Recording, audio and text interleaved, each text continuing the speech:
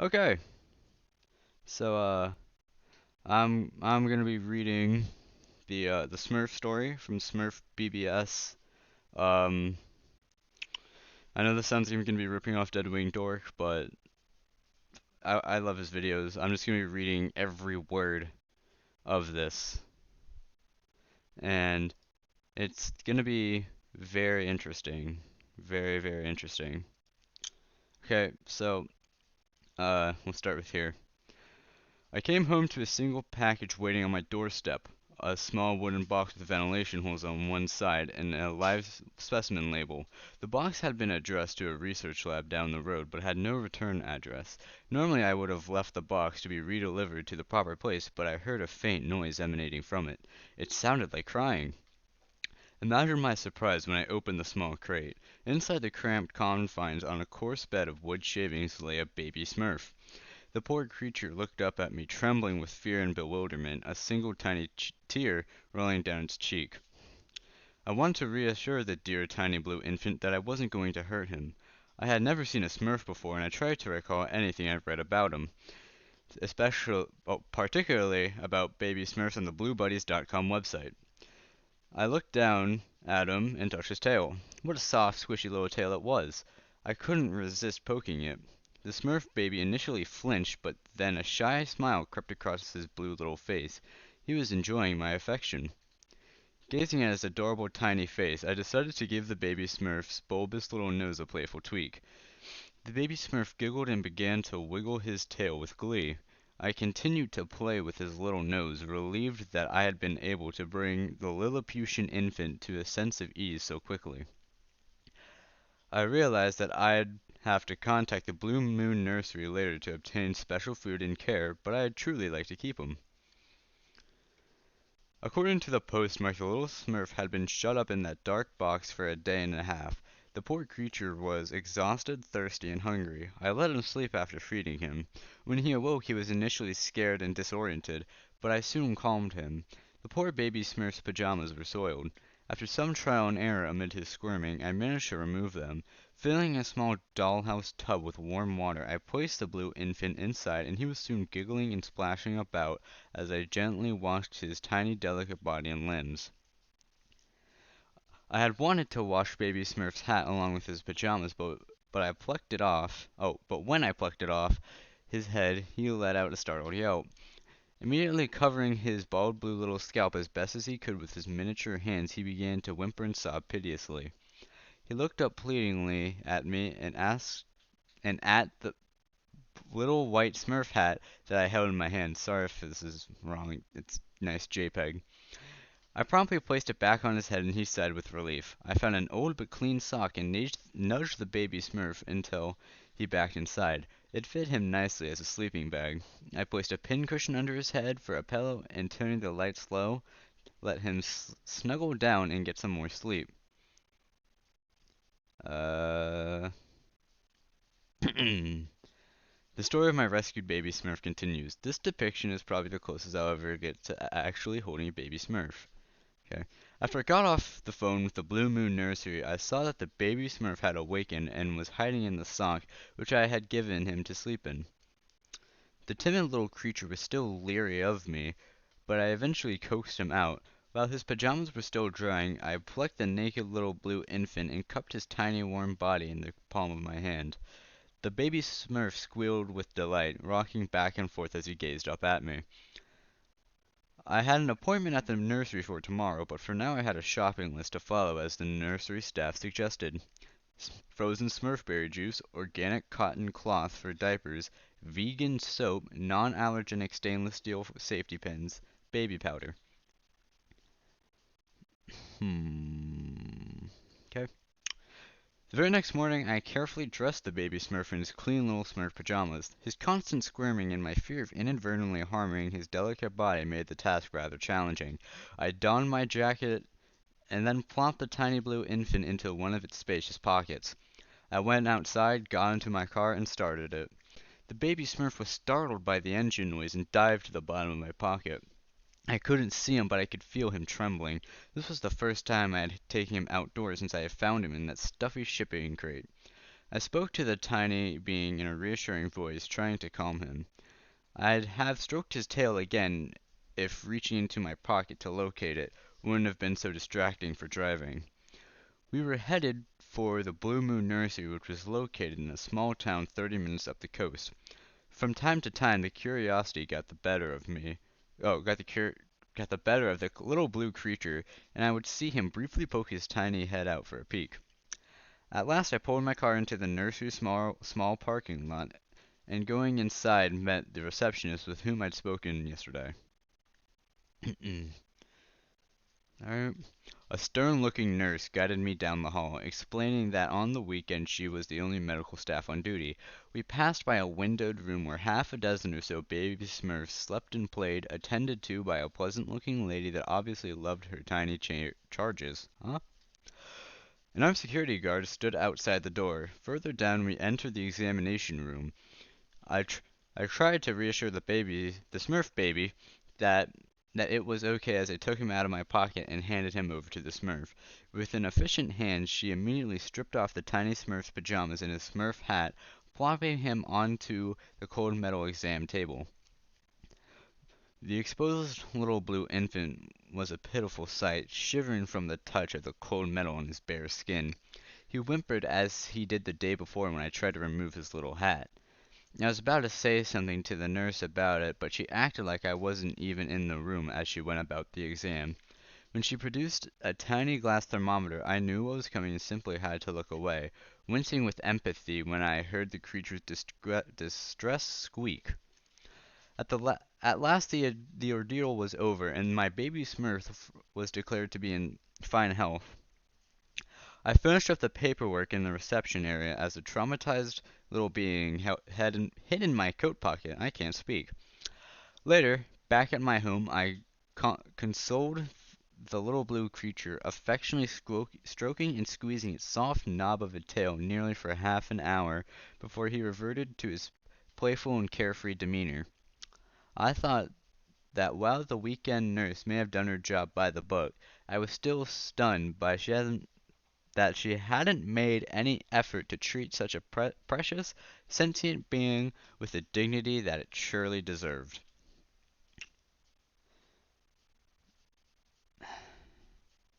Alright, we're getting to the interesting part. The weekend after I took my baby Smurf to the Blue Moon Nursery, I decided to bring the tiny blue creature outdoors. I carefully supervised as he frolicked through the grass of my backyard lawn.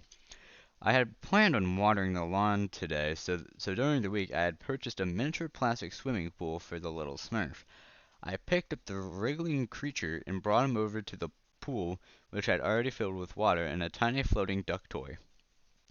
Unhooking the safety pin, I removed the tiny scrap of organic cotton cloth that served as his diaper whenever I let him crawl around indoors.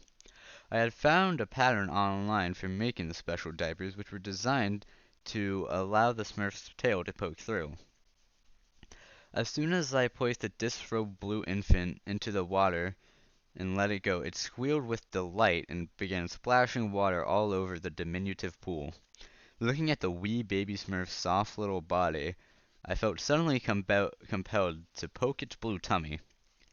At first the baby Smurf looked warily as my finger neared his abdomen, but once I began gently poking at it, he squeaked merrily. We played this game for a few minutes and feeling comfortable with leaving him alone as I commenced to water the lawn.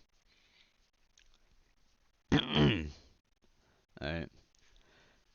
Summer had finally arrived. It turned out that the affectionate caretaker at the Blue Moon Nursery also made miniature baby Smurf clothes as a hobby and sold a few of them.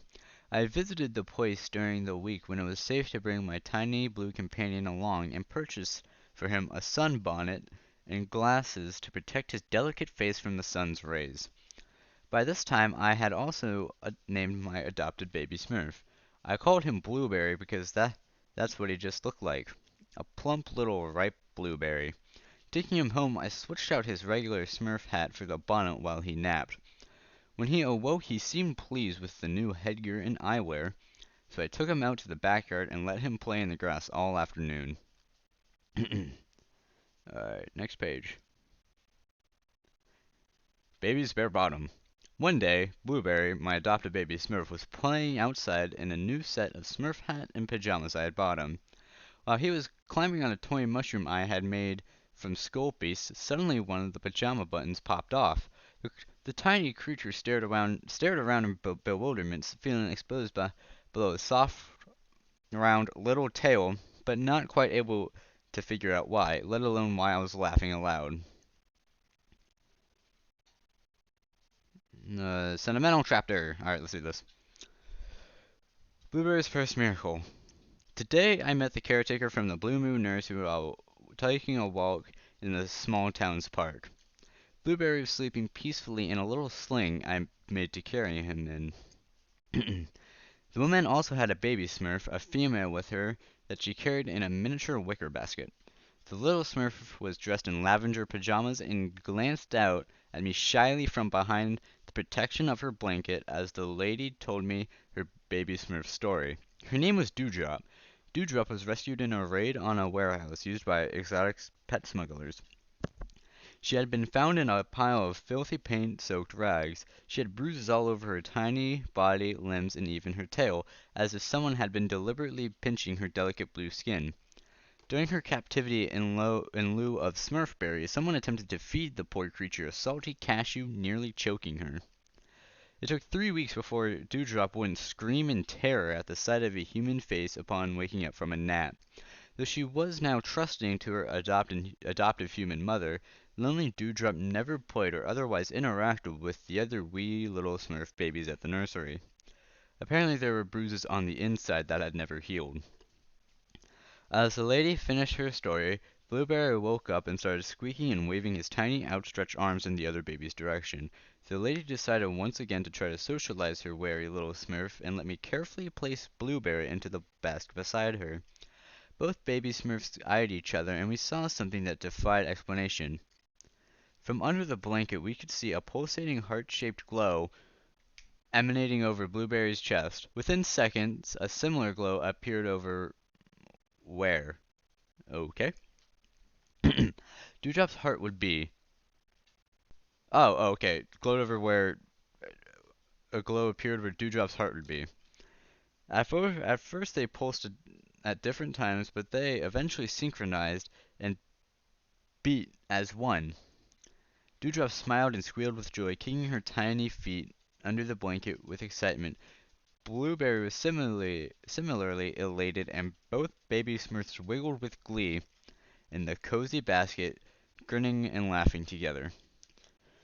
When the glowing hearts finally faded, we picked up our respective Smurfs, trying to disconcern the source of this miracle, but gave it up. Blueberry and Dewdrop were both set down and allowed to frolic in the grass. They squealed and giggled, crawling after each other and playfully grabbing and squeezing each other's plump little blue tail. We wondered if this was the last of miracles of having a baby Smurf to keep in love. Okay. We'll read one more and then I'll be gone for like a minute to do some stuff. Dewdrop's human mother and I eventually began to take turns babysitting. Oh, baby Smurf sitting for each other. The afternoon I watched as Blueberry and Dewdrop decided to crawl into the old sock that I had used for Blueberry's sleeping bag. They got thoroughly lost within its dark confines, squeaking and giggling as they squirmed about. Eventually I saw Blueberry poke his head out of the opening. A few seconds later, Dewdrop's rear end was tentatively poking out as well. She simply wasn't experienced with playing inside socks as Blueberry was and had lost her bearings. I reached out and poked the tiny creature's exposed round little tail.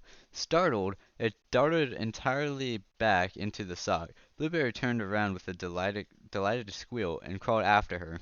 Alright, I'll be back in like a minute. Gotta do something.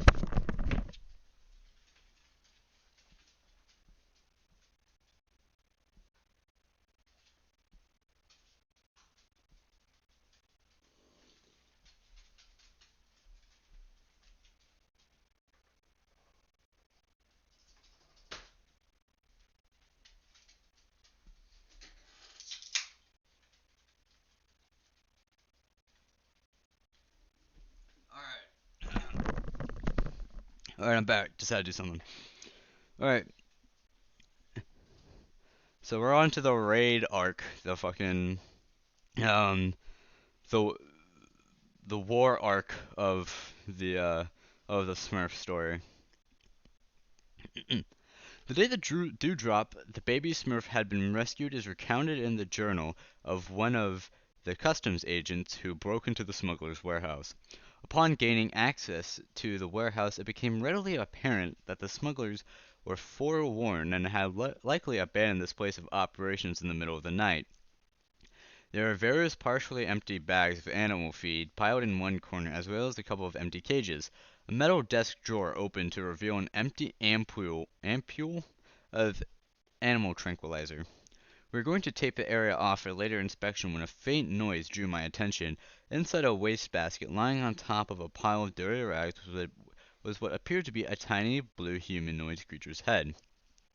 I thought back to a recent training seminar and wondered if what I was looking at was a seldom seen Smurf.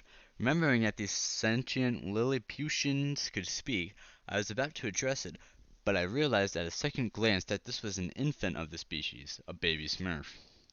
What my daughter wouldn't give to be here right now. She actually made me take the photos of baby Smurfs from last year's National Geographic and blow them up to poster size for her room. She even had the official life size, which isn't very big at all, Baby Smurf soft vinyl doll, the proceeds of its purchase going to the preservation of the Smurf's habitat worldwide. The baby Smurf before me wasn't in good shape, however. The noise I had heard had been its hoarse crying and sobbing. Looking up at me, the creature was visibly terrified. The diminutive blue being's body had been tightly wrapped in rough sisal twine from chin to toe. The weary little infant strains futilely against his bonds, rocking back and forth between sobs.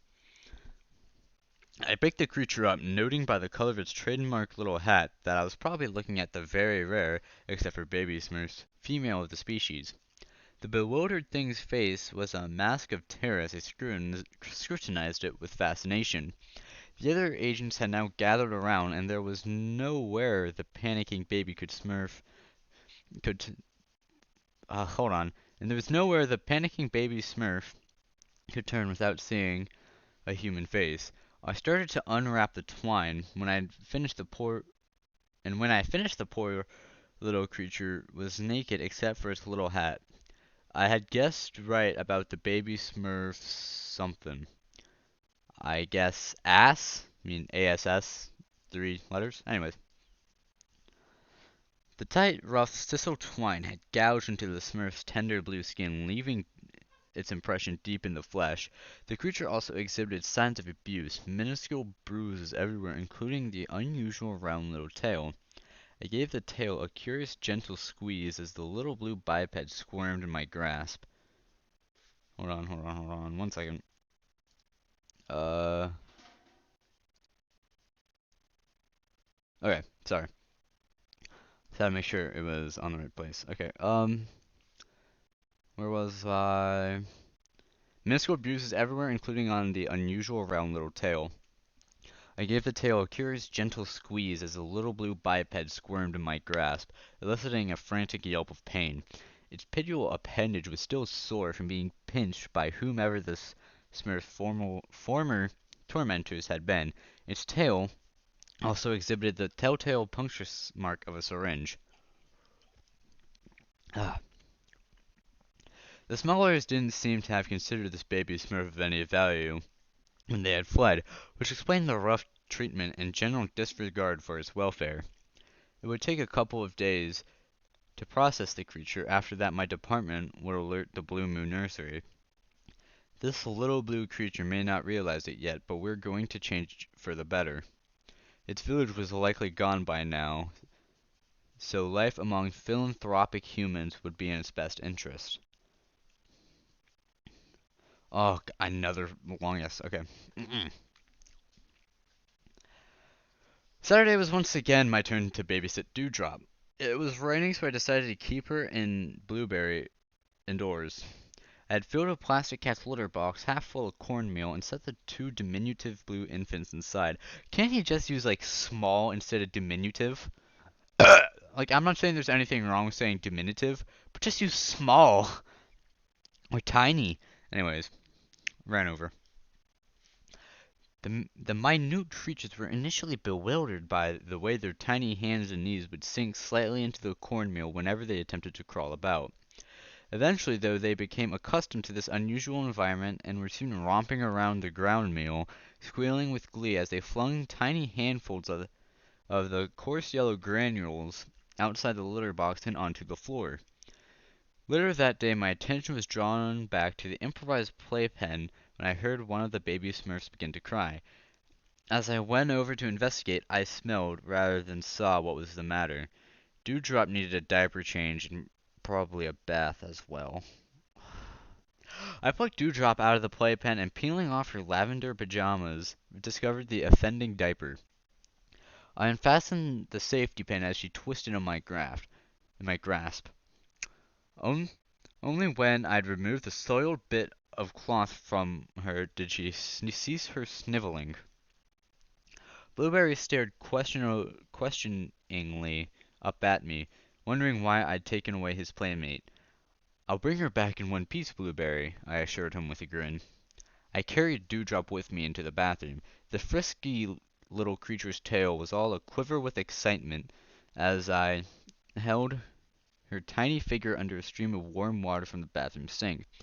Dewdrop emitted tiny squeaks of enjoyment as the hypoallergenic vegan soap covered her delicate blue skin with fragrant suds. She giggled as she waved her arms, trying to pop some of the bubbles floating in the air with her tiny blue fingers. When it came when it came to wash Dewdrop's face, the poor thing started bawling and squirming hysterically when I inadvertently got soap in her eyes. There simply wasn't anything such as a no tears formula when it came to baby Smurfs, so sensitive were their little eyes. She tried frantically to rub her stinging peepers with tiny balled fists, so I pinned her hands behind her back and held her face upside down under the faucet to rinse the soap off. What the fuck?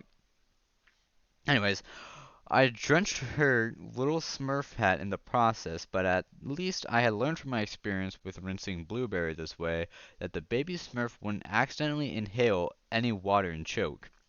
It seemed that all baby Smurfs were insecure without their hats on at all times, and this made bathing them a little more challenging. Eventually, the little creature's sobbing subsided as it finished rinsing all the subs off its blue skin. After I had used a washcloth to dry the baby Smurf, I comforted her with a gentle squeeze of the little Smurf's soft tail between my thumb and forefinger. "You see, Dewdrop, you're okay, and all nice and squeaky clean," I exclaimed, giving one of her hands a tiny squeeze, as well as the baby Smurf sat in the palm of my hand and gazed up at me. I placed a fresh diaper on her and pulled on a clean pair of lavender pajamas. Blueberry squeaked and clapped his little hands. Oh, okay, I was looking at the wrong person. Okay. Clapped his little hands when I finally dropped his playmate back into the litter box. Let me just take a drink. God, Dr. Pepper's good. Okay. I had been gone for only a minute before returning to the kitchen to spread the whipped cream on top of cream pie I had made to take to my compatriot at the Blue Moon Nursery. As I picked it up to place it into the refrigerator, a strange thought struck me. It was awfully quiet. Where was Blueberry? Then I remembered that I had absent-mindedly taken him out of my shirt pocket and set him on the counter beside the pie. I suddenly heard a fit of coughing as a tiny blue head popped through the surface of the whipped cream. Baby Smurf's bewildered expression made me laugh with relief. "That was a close call," I exclaimed. "I wasn't intending to make a blueberry pie." LOL, that is funny and so cute. Thank you, trustworthy Smurfette. Mario, okay, so a soft and squishy blueberry. One rainy afternoon, as I watched Blueberry sitting and babbling unintelligibly on the living room floor, I decided to check his diaper before getting ready to wash a load of laundry. My lady friend had just returned the wee baby Smurf after taking her turn to babysit him while I ran some out-of-town errands. I need to slow down. Upon touching the diaper to feel for wetness, I took the liberty of giving his tail a customary squeeze as well. But once wasn't simply enough this time. I exclaimed, "Pardon me, Blueberry, but the way you look sitting there right now and prattling in your little Smurf baby talk is too irresistible." Blueberry stared over his little shoulder at me in bewilderment as I commenced to repeatedly mash down on his plump little blue tail and diapered rump, pinning it to the floor and driving tiny squeaks from the little creature as if he were some pet's rubber squeeze toy. The little creature's blue tail flattened like a pancake under the pressure of my index finger, but as soon as I released it, the resilient appendage and equally soft and pliable rear end would spring right back into their original shape. "You're 10 times better than a whole package of Charmin bathroom tissue," I proclaimed in conclusion. At that moment I half expected Mr. Whipple to walk into the room and say, "Don't squeeze the baby Smurf," in admonishment. Blueberry blinked up at me with a rather puzzled look on his face, making me laugh. Hey, I woke up at the screech of a smoke detector. Flicking on the light, I had tried to ascertain the origin of the fire, but it was soon apparent that there was none. The low battery warning had triggered the alarm. After shutting off the smoke detector, I found Blueberry rolled into a little blue ball on the floor, gripping his pajama-clad feet tightly with his tiny face buried between his legs and trembling. I could see his little brown tail poking through the seat of his PJs. I tried to pry the terror-stricken little hands away from his feet and unroll him, but he started shrieking so hysterically that I stopped. Perplexed, I watched the baby Smurf in the throes of debilitating fear. Every time I tried to touch him, he'd flinch and cry out. Blueberry remained in that state for nearly an hour before he finally had the courage to lift his head. I ventured to pick him up at this point and encountered no resistance. Placing him back into his sleeping sock, I watched over him as slumber finally overtook the poor exhausted little thing. Apparently the human world, no matter how much I tried to make accommodations, was at sometimes too much for the wee blue infant. For the first time, I started to wonder if perhaps baby Blueberry Smurf would be better off elsewhere.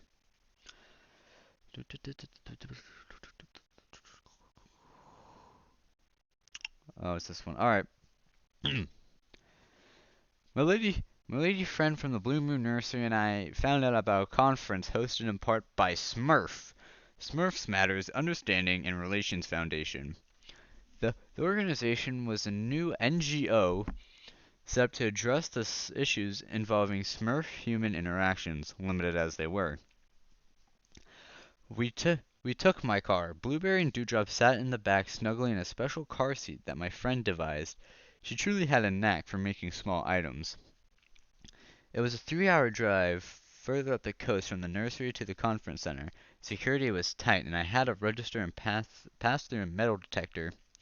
Also, I wasn't allowed to bring any container large enough to keep a Smurf hidden in. Apparently, the single greatest human threat towards Smurf was trafficking, especially of baby Smurfs due to their exceptional rarity. We were allowed to bring our respective baby Smurfs in with us. Amongst a crowd of philanthropists, zoologists, and politicians, my companion and I received much attention, for we were the only ones in possession of a baby Smurf. My friend waved some onlookers off as we made our way to our reserved seats. Our shy baby Smurfs weren't used to the sight of so many humans in one place, and they clung fearfully to each other in Dewdrop's little wicker baby carrier. Where was I? Okay. When the speaker was introduced, at first I couldn't see anything, but then something small climbed up onto the podium, and suddenly an image materialized onto the auditorium's large projector screen. Magnified on it 100-fold was the speaker, a tiny blue-skinned woman wearing a pink dress, shoes, and signature Smurf cat. The speaker was a Smurfette. So that's what an adult Smurf looked like. The petite creature introduced herself. "Smurfy afternoon. My name is Tattle Rep. I imagine most of you are here because you want to better understand Smurfs and the consequences of recent human-Smurf relations which only began to have significant impact less than a decade ago. The azure-complexioned Thumbelina then commenced her speech with remarkable articulation. She began with the sporadic interactions between man and Smurf during centuries past. The significant incidents didn't occur until satellite images began finding Smurf villages all over the globe. She mentioned the incidents of a dozen villages being discovered by poachers or smugglers and how Smurfs had been the hot new item in the exotic pet market, especially baby Smurfs. She also mentioned international resolutions to define the basic right to Smurfs in order to help protect them from abuse. Nothing had been made official, but a handful of biolabs had made an agreement not to use Smurfs for science experiments. I thought back to the day I had found Blueberry in that box that meant for the lab nearby, and shuddered to think what might have been. Driving past, I had seen the laboratory picketed by animal rights groups on several occasions. When Tattlerette last reached the topic of baby Smurfs, I was especially attentive. It's unknown where baby Smurfs actually come from or even how they come into being, except that it's by some type of enchantment. What is known that they are always delivered to a Smurf village by a stork. There are two things that seem to cause such an event. The first is the astronomical phenomenon known as a blue moon. It is said that on a night of a blue moon, a baby Smurf or even twin baby Smurfs come to a village where love is most needed. It sounded very beautiful. The other way, she continued, is loosely referred to as signaling the stork, which is performed by a married Smurf and Smurfette in private, and I'm sure you all know what I mean. Tiny Blue Lady winked, and there was a short interlude of stifled laughter in the audience. We Smurfs appreciate the goodwill of humans like yourselves, since we have become rather vulnerable when our evasion techniques fail in the face of modern technology, she concluded. A moment of silence passed, and then Tattlered announced, "It had come to my attention that there were two baby Smurfs here in the audience. Would their guardians mind coming on stage so I could see them?" A friend and I stood, carrying the wee little blue creatures in the wicker basket.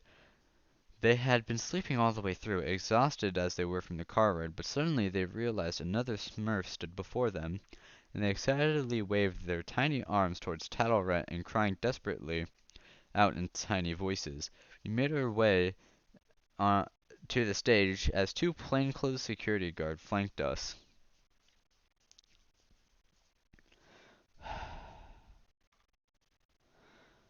Um, Bl- Blueberry and Dewdrop excitedly crawled out of the basket at Tattlered's feet. The adult baby Smurf picked up Blueberry, and holding him in the crook of her arm, she squeezed and scratched bl- the tiny blue infant's plump Smurf tail. Blueberry closed his eyes and emitted a joyful noise I had never heard from him before. It sounded like half purring, half gurgling. Dewdrop looked enviously up at Blueberry, and Tattlered lifted her bottom towards Tattlered as high as it would go, wiggling her stubby tail for attention. "They seem to be well cared for. What are their names?" Tattlered inquired as she gave the excited Dewdrop's tail an affectionate squeeze. "Dewdrop and Blueberry." I simply had to ask, "How did you get Blueberry to make that sound?" "Well," Tattlered began, "firstly, there is no substitute for the affection from an adult Smurf. Baby Smurfs are affected more deeply as a result. Secondly, during early development, baby Smurfs are in some ways like animals, so they often enjoy being stroked in a way similar to one of your human's pets do." She continued, "There aren't many humans in this world that actually treat the Smurfs, or especially baby Smurfs, with the kind of care and consideration that you two are. However, if you reach a point where you don't believe you can adequately when you can adequately uh, when you can adequately care for your adopted baby Smurfs, I know of a protected village in Belgium that they would take them in. They would be amongst their own kind and would be loved and safe. well, at least safe as long as the humans there honored their promise to preserve the Smurf sanctuary.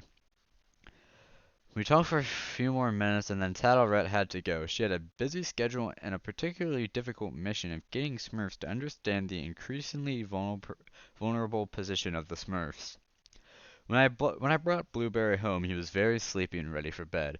Before placing him into his sleeping stock, I sat the tiny blue creature on my pillow and patted his head. Then I laid him onto his stomach and tickled his tiny pea of a tail until the baby Smurf erupted with a fit of giggling. While the wee thing was still breathless from laughter, I rolled it over and tickled its soft tummy as well. Alas, I couldn't evoke that sound from him that he had made earlier in the Smurfette's arms. That had been the sound of pure joy, and I'd love to have heard it from my adopted baby Smurf just one more. I tucked Blueberry into his sleeping sack, and with a final pat on his little Smurf hat, I said, "I love you, Blueberry." Blueberry smiled up and responded with a tiny peep. Uh, oh my god, I swear. It was a cozy winter day, and Blueberry was babbling and clapping his tiny hands, sitting on my lap as I read the paper. As I was leafing through the advertisements for a major newspaper from across the country, a certain item in the pet adoption section caught my eye. There, somewhere on the other coast, a baby Smurf was evidently being housed and offered up as if the tiny creature was a hamster or such. Actually, Tattlerette had told me about the plight of captured baby Smurfs, even in the hands of well-meaning but ignorant humans, and how rarely they flourish in such captivity. The blue-skinned Lilliputian's baby's name was Strawberry, and nevertheless looked happy and healthy in the newspaper photo. Blueberry seemed to pick up on my concern, and I became quiet, and looking up at me, his teensy mouth opened up and became a peep squeak. I phoned my lady friend, Dewdrop's human mother, who worked at the Blue Moon Nursery as a general caregiver. Leaving a message on her answering machine, I told her about the ad and had asked if she could find out if the Blue Moon Nursery could adopt a tiny blue infant.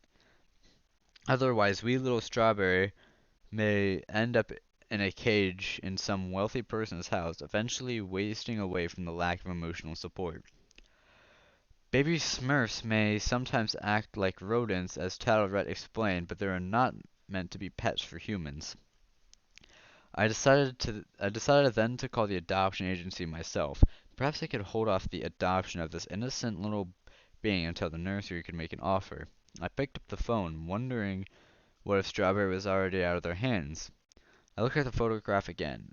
The perky little blue face beamed at me. Something that innocent, tiny little face evoked such concern in me. What if someone like the reprobate that had abused Dewdrop ever get a hold of her? Tattlerette had said that over 50% of Smurfs, baby or adult, in human captivity had been deliberately harmed at some point, that even 10% had been. Someone answered the phone at the exotic pet adoption agency. How may I direct your call? Uh, this is a massive fucking. Okay. Alright. It turned out that Strawberry was still available, and within the week, I had taken a plane out to the agency with papers authorizing me to act for the Blue Moon Nursery. My friend was watching Blueberry while I was gone. She always took Dewdrop to work with her at the nursery, and now my baby Smurf was with them too, playing and napping with all the other baby Smurfs.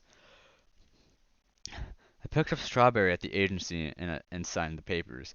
If only she wouldn't show up on an X-ray security scan, I might have secretly brought her in my coat pocket on the plane, but she would have to ride in the pet compartment. Sedated by an injection in her tail, the baby Smurf lay on a heap of shredded newspaper in a cage for rodents. The tiny blue creature had been trained to drink from the water dispenser meant for hamsters and eat dried Smurfberry food pellets from a tray, which was attached to the cage wall. Scattered about were a few toys, a plastic ball, and some alphabet blocks included.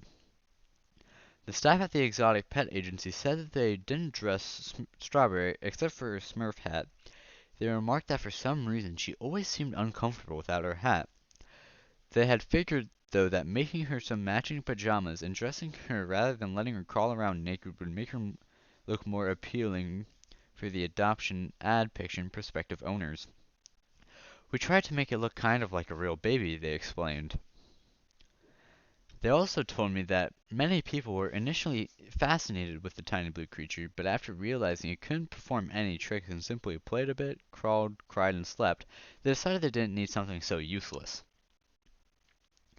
The staff members had adored her, though, lavishing all the affection they could spare, feeling almost as if Strawberry wasn't just a pet.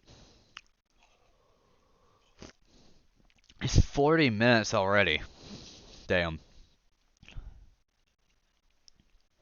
Um, then Strawberry was introduced to the other Smurf babies at the nursery. She readily accepted her new home and siblings. This tiny blue infant was a cheerful creature for certain. By this time, I'd become the nursery's one and only authorized volunteer. That week, I brought Blueberry to the nursery, and Dewdrop's human mother let me into the room where the baby Smurfs lived.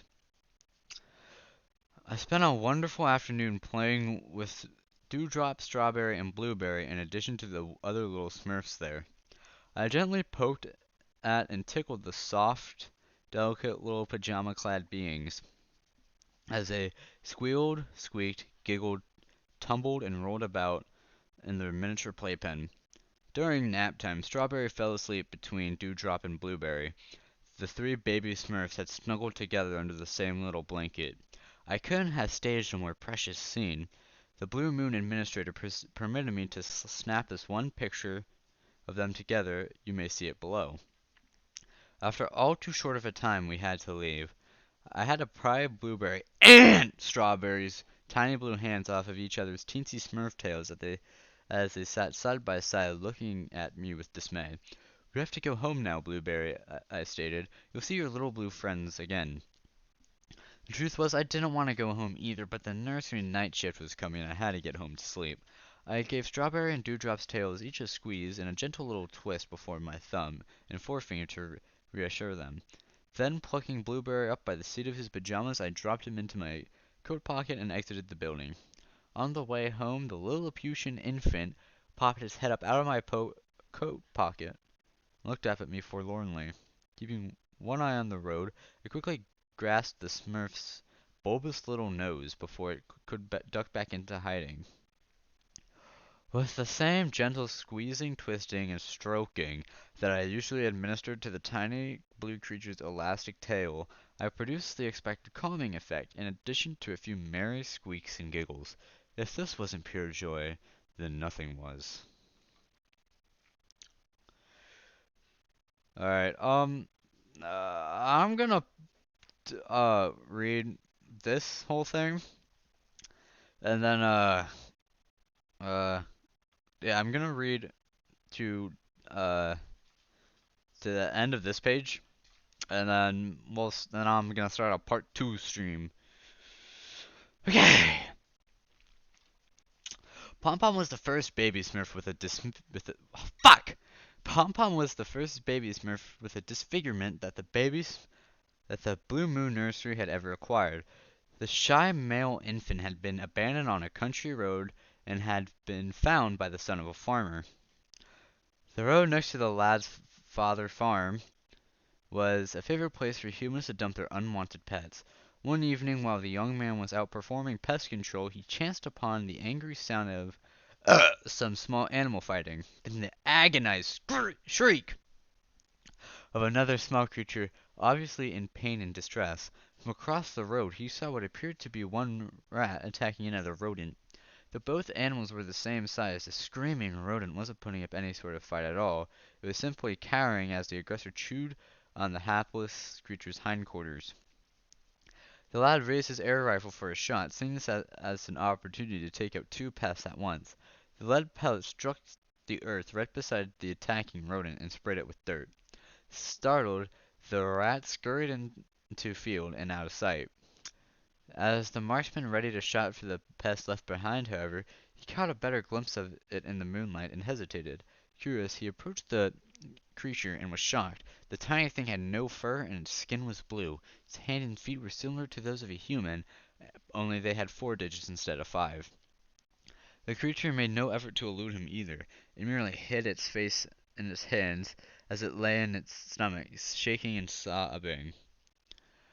Against his better judgment, he picked it up to examine it more closely. The terrified little being stopped sobbing and, removing his tiny humanoid hands from a tiny tear-streaked face, looked up at him.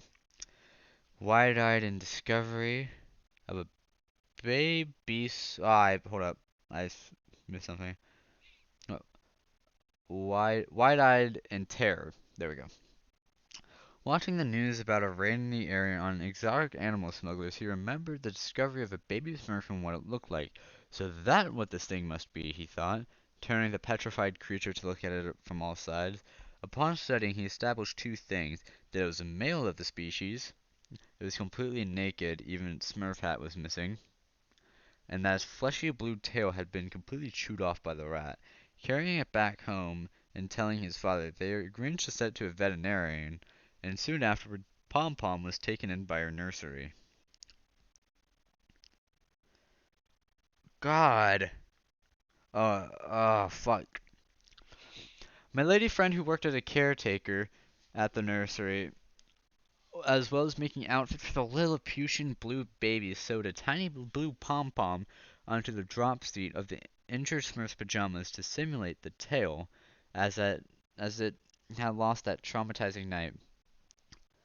After all the time I've worked here, I've come to realize just how partial baby Smurfs were to their tails and the other Smurfs' tails, she said. It will never be the same for the poor little dear without his actual tail, but this substitute is better than nothing.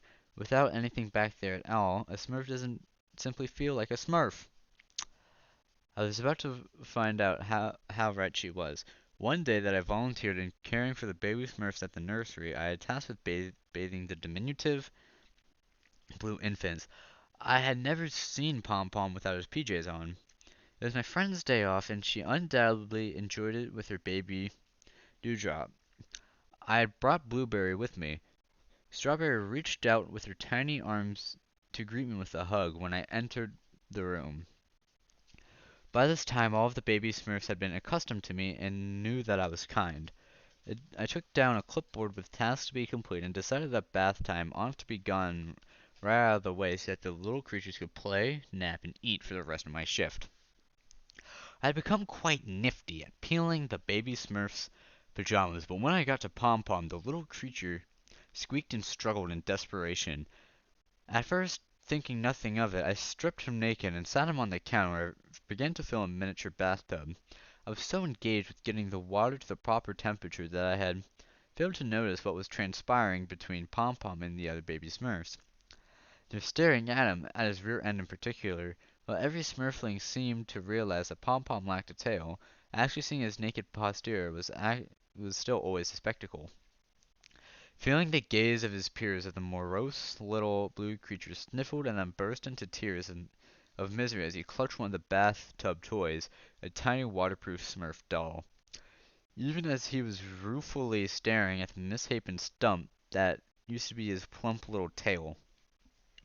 When I finally turned to look, baby Pom Pom Smurf was sitting in a puddle of his own tears. I hurriedly picked up the poor thing and washed him as fast as I could, pulling his PJs with the false tail back onto him before I cleaned any of the other baby Smurfs.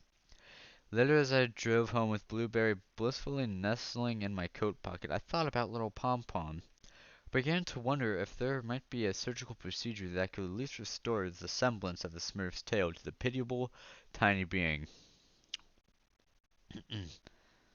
Okay, this is a shorter one, and this is the last one. uh, I'm not gonna read this part because that's boring. After making a few phone calls to the various veterinary clinics, I found out that one would actually examine Pom Pom and see if he could receive a prosthetic tail.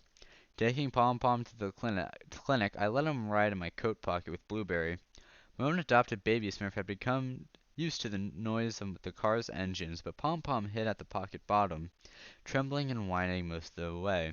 The examination was even worse. Pom Pom squirmed frantically in the grasp of the veterinarian as the naked little creature was poked and prodded with all sorts of devices.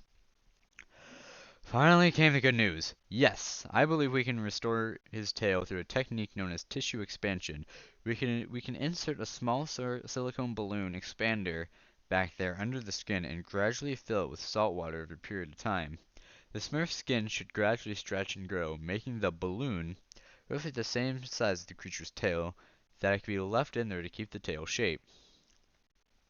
Over the next few weeks, I ferried Pom Pom from the Blue Moon Nursery to the veterinarian and back again for his treatments, though the procedure was not nearly as uncomfortable as true surgical restoration would have been, and fortunately a mere fraction of the price. Pom Pom still screamed whenever his new tail was accidentally bumped another baby Smurf.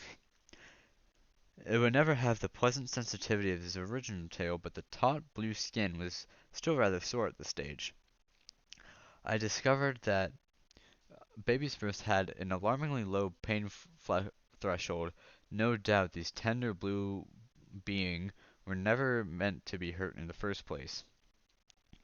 Unfortunately for the Smurfs, the world itself is becoming an increasingly cruel place. When I brought Pom Pom back to the nursery for the first time, I gently set the soft blue infant down amongst the other baby Smurfs, his new tail poking through the drop seat of his baby's PJs. My lady friend had removed the pom-pom that once served as his tail and namesake, affixing it to the top of his little Smurf hat instead. "We'll always call you Pom-Pom." Yeah. Wacky ass story. Uh, um, I'll, uh, I'll read most most of it, maybe the rest of it sometime. But yeah, this is kind of weird. Um, can't really say much about this.